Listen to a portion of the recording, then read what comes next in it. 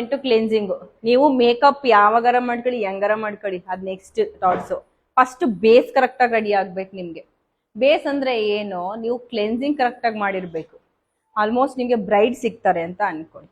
Bryde's ಏನು ಮನೆಯಿಂದಾನೇ ಎಲ್ಲೋ ಶಾಸ್ತ್ರ ಮಾಡ್ಕೊಂಡು ಬಂದಿರ್ತಾರೆ ಅಲ್ವಾ.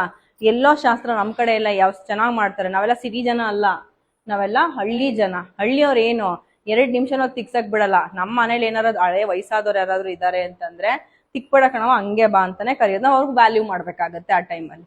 ಬೇಕಾದ್ರೆ ನಮ್ಗೆ ಸೋಪು ಕೊಡಲ್ಲ ಆ ಟೈಮಲ್ಲಿ ತಿಕ್ಕಡಕ್ಕೆ, ಹಂಗೆ ಬಂದಿರ್ತಾರೆ. ನೀವು ಅದಾದ್ಮೇಲೆ ಅವ್ರು ಮೇಕಪ್ ಮಾಡ್ಕೊಂಡಿರ್ತಾರಲ್ವ, ಹಳದಿ ಶಾಸ್ತ್ರಕ್ಕೋ ಇಲ್ಲ ಬಳೆ ಶಾಸ್ತ್ರಕ್ಕೋ ಕಾಜಲೆಲ್ಲ ಹಾಕಿ ಮಾಡ್ಕೊಂಡು ಅದ್ರಲ್ಲೇ ಹೋಗಿ ನಿಂತ್ಕೊಂಡಿರ್ತಾರೆ.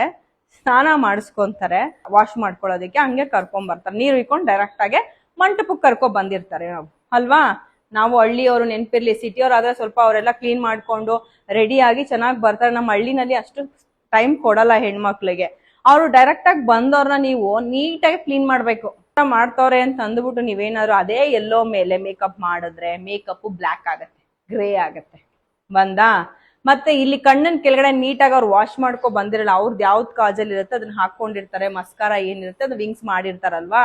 ನೀವು ಅದನ್ನೇನು ನೀಟಾಗಿ ಕ್ಲೀನ್ ಮಾಡ್ದೇನೆ ನೀವು ಅದ್ರ ಮೇಲೆ ಅಂದ್ರೆ ಇಲ್ಲೆಲ್ಲ ಡಾರ್ಕ್ ಆಗ್ಬಿಡಿರುತ್ತಲ್ವಾ. ಆ ಟೈಮಲ್ಲಿ ಅವ್ರು ತೊಳ್ದಾಗ ನೀಟಾಗಿ ತೊಳ್ದಿಲ್ಲ ಅಂದ್ರೆ ಈ ಡಾರ್ಕ್ ಕಪ್ಪಗಿರೋದ್ರ ಮೇಲೆ ನೀವೇನಾದ್ರೂ ಮೇಕಪ್ ಮಾಡಿದ್ರೆ ಈ